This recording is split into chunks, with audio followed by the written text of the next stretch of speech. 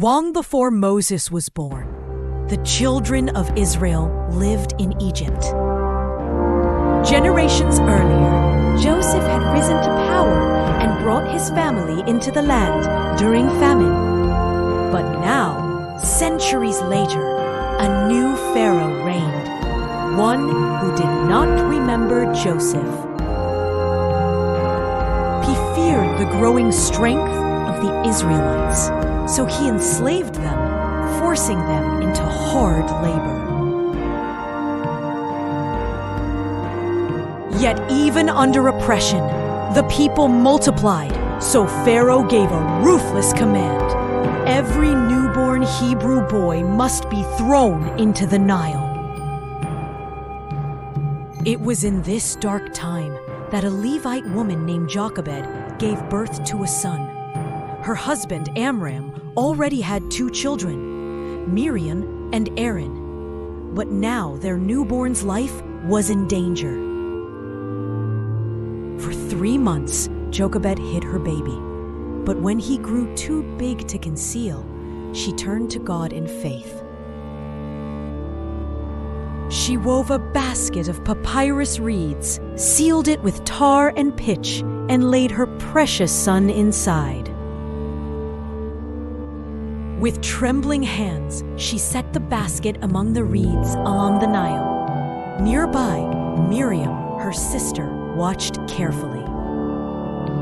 Soon, Pharaoh's daughter came to the river to bathe. She spied the basket, opened it, and inside lay the crying child.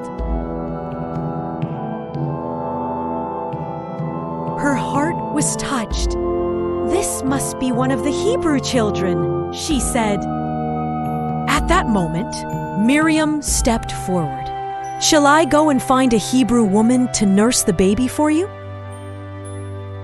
Pharaoh's daughter agreed, and Miriam brought none other than Jochebed, the baby's own mother. Pharaoh's daughter said, "Take this child and nurse him for me, and I will pay you." So by God's providence, the child condemned to die was saved, and his own mother became his caregiver. When the boy grew older, Jochebed brought him back to Pharaoh's daughter. She adopted him as her son, naming him Moses. She said, "I drew him out of the water." Moses grew up in Pharaoh's palace, educated in the wisdom of Egypt. But his heart was tied to his people.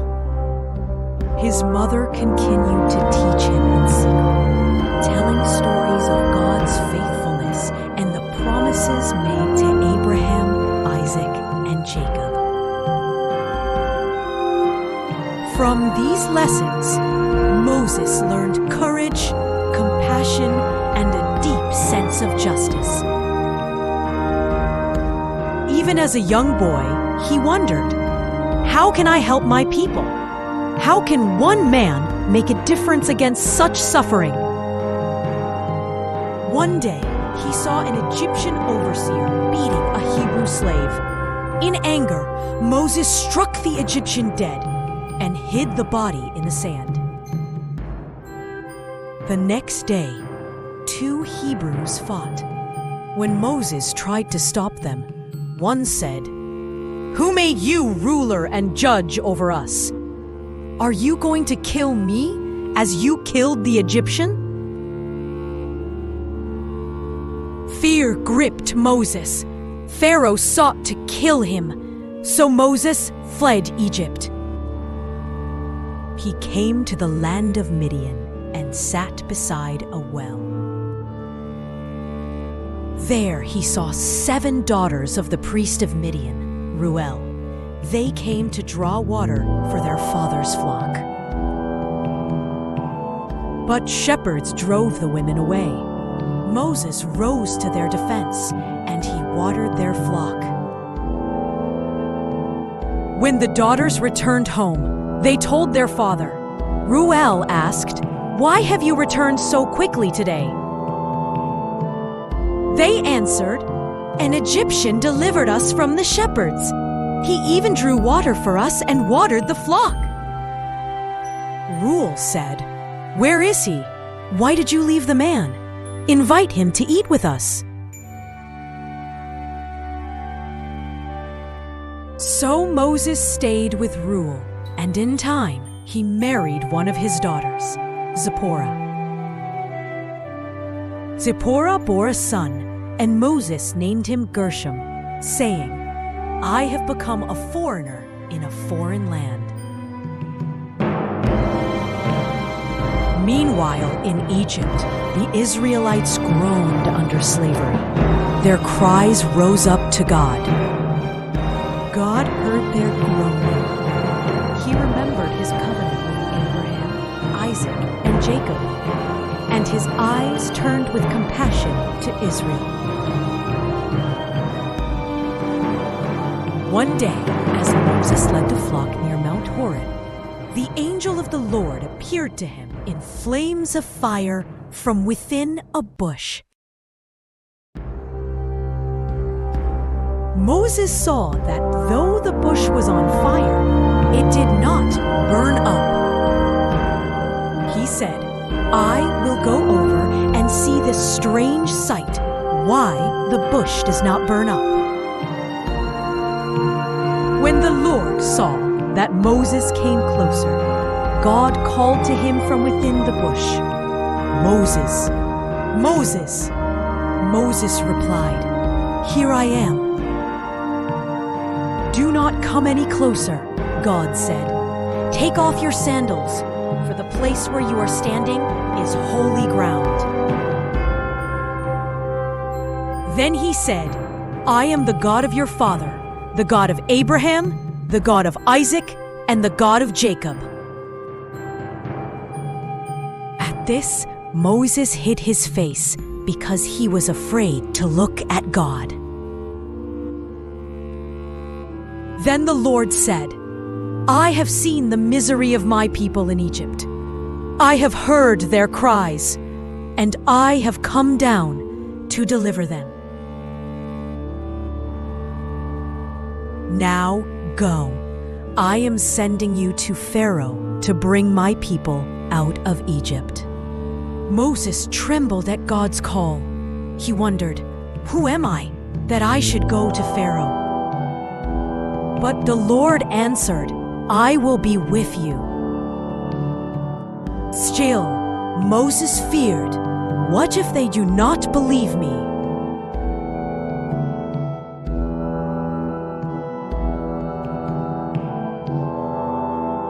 So God gave him signs, his staff turning into a serpent, his hand becoming leprous and then healed, and water from the Nile turning to blood. Yet Moses pleaded, "Lord, I am not eloquent. I am slow of speech and tongue." God replied, "Who gave man his mouth? Go, and I will help you speak."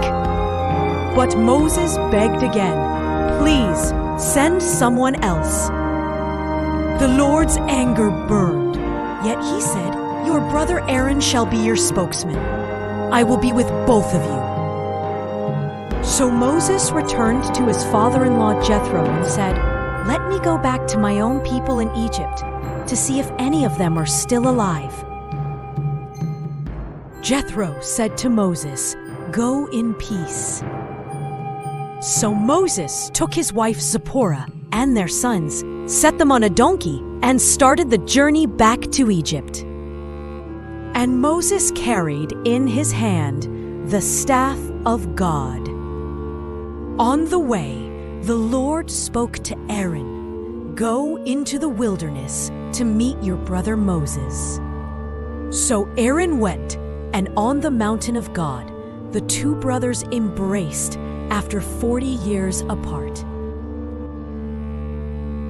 Moses told Aaron everything the Lord had commanded him, and about the miraculous signs he had given. Together, they returned to Egypt. They gathered the elders of Israel. Aaron spoke the words the Lord had given Moses, And Moses performed the signs before the people. And the people believed. They bowed down and worshipped the God of their fathers, the God of Abraham, Isaac, and Jacob. Then Moses and Aaron went before Pharaoh. They said, "This is what the Lord, the God of Israel, says. Let my people go, so that they may hold a festival to me in the wilderness." But Pharaoh scoffed. "Who is the Lord, that I should obey him and let Israel go? I do not know the Lord, and I will not let Israel go." Instead of easing their burden, Pharaoh made their slavery even harder. "No more straw shall be given. Let them gather straw themselves. But the quota of bricks must remain the same." The people groaned. Some turned against Moses and Aaron, saying, "You have made us a stench to Pharaoh, and you have put a sword in his hand to kill us." Moses cried out to the Lord, "Why have you brought trouble on this people? Why did you send me? Since I went to Pharaoh, he has brought nothing but harm." But the Lord answered, "Now you will see what I will do to Pharaoh. With a mighty hand, he will let my people go." The Lord said to Moses, "Tell Aaron, take your staff and stretch it out over the waters of Egypt." Aaron struck the Nile. At once, the river turned to blood. Fish died and the river stank. The Egyptians could not drink its water. But Pharaoh's magicians did the same by their secret arts. So Pharaoh hardened his heart and would not listen. 7 days later, the Lord sent another plague. Frogs swarmed over the land. They came into houses, bedrooms, ovens, and kneading bowls. Pharaoh begged Moses, "Pray to the Lord to take the frogs away, and I will let your people go." Moses prayed. The frogs died and were piled in heaps, and the land reeked. But Pharaoh hardened his heart again. Then the Lord said, "Tell Aaron to strike the dust of the ground." He did so, and gnats came upon man and beast. The magicians tried to copy, but they could not. They said to Pharaoh, "This is the finger of God." But Pharaoh's heart was stubborn. So, Pharaoh's heart remains stubborn, but the story of God's mighty hand is far from over. What will the Lord do next? Will Pharaoh finally let the people go? Or will his pride bring even greater plagues upon Egypt? To find out, make sure to like, subscribe, and follow this channel.